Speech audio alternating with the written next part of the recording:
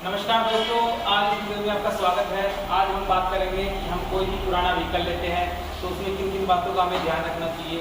जैसे मान लो ये मॉडल है, मैं इसका डेमो दे रहा हूँ। ये पुराना मॉडल है 2020 मॉडल। तो इस बाइक को परचेज करने से पहले आप इसमें या कोई भी बंदा क्या क्या चीज़ें देखेगा कि इसको परचेज करने से पहले इसमें क्या कमी है, क्या नहीं है, डॉक्यूमेंट इसके कंप्लीट है कि नहीं है, या इसकी वैल्यू कितनी होनी चाहिए। तो वीडियो स्टार्ट करते हैं। और ये जो भैया है हमारे रूप सिंह हेड मैकेनिक है, ये आपको ज़्यादा डिटेल में बताएंगे। तो वीडियो स्टार्ट करते हैं। वो भाई आप एक बार थोड़ा सा मुझे बताइए कि अगर हम कोई मॉडल लेना चाहते हैं कि कोई भी जैसे यामा हो, कोई भी कंपनी बाइक हो, तो हमें क्या क्या चीज़ का ध्यान रखना चाहिए। सेकेंड हैंड बाइक की हाँ जी, सबसे पहले हम देखते हैं गाड़ी का कौन मॉडल। ठीक है कि भाई गाड़ी कौन सा मॉडल है, भाई टॉप मॉडल है या फिर ओल्ड मॉडल है, काफी पुराना मॉडल है, लेटेस्ट मॉडल होता है, ये होता है काफी पुराना मॉडल। तो वो भाई ये जैसे मॉडल 2020 मॉडल है, तो जैसे मान लो आप परचेज कर रहे हो इस बाइक को, तो किसी दूसरे पर्सन की बाइक है, तो आप इस बाइक में क्या क्या चीज़ें देखेंगे सबसे पहले, तो ये बताओ बॉडी लाइन वगैरह के बारे में। जैसे बोलते हैं कि पहले हम गाड़ी का देखेंगे मॉडल, ठीक है। उसके बाद बात करते हैं हम इसके गाड़ी के डॉक्यूमेंट्स वगैरह। ठीक है। जैसे डॉक्यूमेंट्स पे भाई किसी ने जैसे काफ़ी कॉस्टली बाइक होते हैं, सभी लोन पे लेते हैं। ठीक है। काफ़ी लोग होते हैं जो कैश में खरीद पाते हैं। ठीक है। गाड़ी का कोई लोन वगैरह तो नहीं है इस पे, वो चेक करते हैं। तो उसकी फिर बात करते हैं गाड़ी की बॉडी लाइन की। बॉडी लाइन में जैसे काफ़ी चीज़ें, टायर हो गए इसके, ठीक है, टायर खत्म तो नहीं भाई है, टायर ओके होने चाहिए। हाँ, अगर टायर कमजोर हैं तो उस हिसाब से वैल्यू टूट जाएगा। वैल्यू वैसे कम होती जाएगी। ठीक है। जैसे बॉडी लाइन में टायर हो गए, कौन साइड वगैरह। फिर गाड़ी का देखते हैं हम इंजन वगैरह।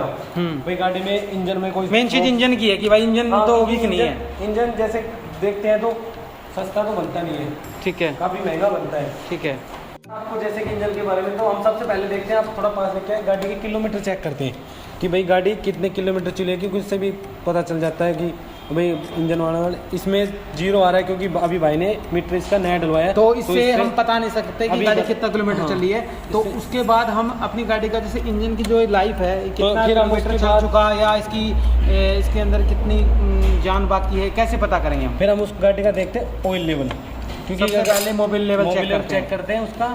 तो गाड़ी को मोबिल लेवल भी चेक करते हैं, तो गाड़ी को मेन स्टैंड पे लगा के बिल्कुल सेंटर में, फिर उसका गेज को एक बार जैसे खोला, उसको कपड़े से पोंछ के तो उसमें डाल के, और फिर इसका जैसे अब इसका तो मोबिल लेवल पूरा है, लेकिन जैसे गेज का ये इस पे एक देखो डॉट दिया हुआ है, यहाँ तक ऑयल लेवल इसका होना बहुत जरूरी है। अगर मोबिल कम है तो मतलब हो सकता है कि गाड़ी स्मोक कर रही है। ठीक है।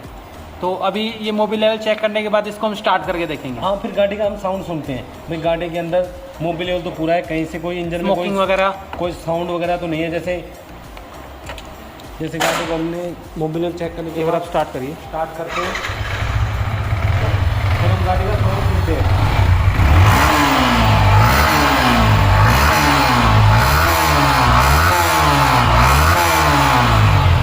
स्मोक तो नहीं कर रही बाइक बिल्कुल भी। गाड़ी का साउंड भी ओके है, क्योंकि ये गाड़ी है जो अभी ये गाड़ी स्मोक नहीं कर रही, हल्का फुल्का है, कुछ भी नहीं है। तो इसका मतलब इसका इंजन ठीक है। ये गाड़ी बिल्कुल ठीक है, ओके। तो मतलब गाड़ी लेने से पहले उसका इंजन लेवल चेक करके मोबिल लेवल और उसका स्मोक वगैरह देखना चाहिए कि स्मोकिंग कर रही है कि नहीं करेगा। स्मोकिंग कर रहा है तो इंजन का काम आ गया।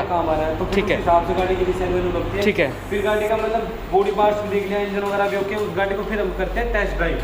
टेस्ट ड्राइव वो किस लिए? वो इसलिए कि सर जैसे क्या होता है कि आजकल गाड़ियाँ एक्सीडेंट वगैरह हो गई, हो सकता है कहीं चेंचिस वगैरह में बैंड ना हो, क्योंकि चेंचिस अगर डलवा भी लिया बैंड हो तो बहुत ही कॉस्टली होता है। फिर बाइक लेने का तो कोई सिस्टम ही नहीं है। पता कैसे चलेगा कि गाड़ी एक्सीडेंट है?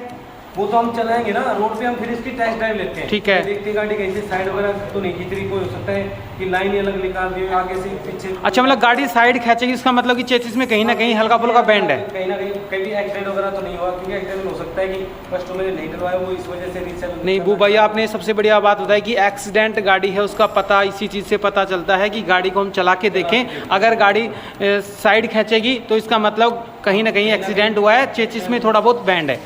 देख सकते हैं जैसे गाड़ी अगर एक्सीडेंट होती है तो जो ये हिस्सा होता है ये माइनर सा भी बैंड हो जाता है, तो बाइक साइड खींचनी स्टार्ट कर देती है। और उस बाइक को लेने का कोई फ़ायदा नहीं है, क्योंकि अगर उस बाइक को हम ले लेंगे और उसका सोल्यूशन करवाएंगे तो पूरा चेचिस ही हमें चेंज करवाना पड़ेगा। तो ये बात आपने बहुत अच्छी बताई वो भाई। इसके अलावा कुछ और बताएंगे आप?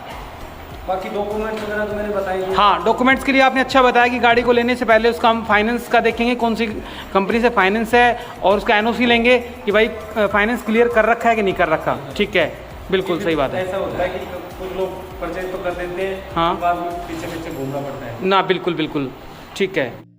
वो भाई हमें एक बात और बताओ कि हम बाइक की वैल्यू कैसे लगाएं कि बाइक कितने प्राइस की होगी ये? देखो आजकल क्या है कि बाइकों के प्राइस काफ़ी बढ़ चुके हैं। ठीक है, क्योंकि नई गाड़ी बहुत कॉस्टली हो गई है।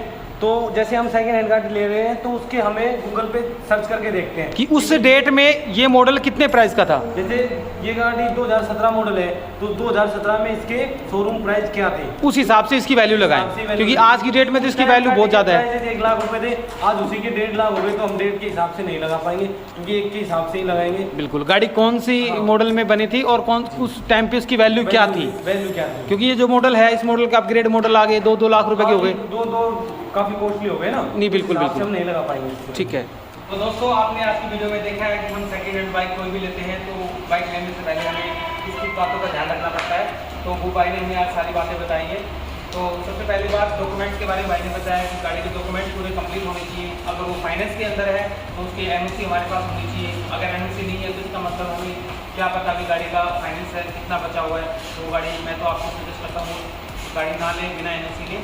और आज की वीडियो अगर आपको अच्छी लगी हो तो लाइक करना, सब्सक्राइब करना, और अगर आपको गाड़ी कोई और वीडियो बनानी है तो आप मुझे प्लीज़ कमेंट करना। मैं आपके लिए नई वीडियो लेकर आऊँगा। आज के वीडियो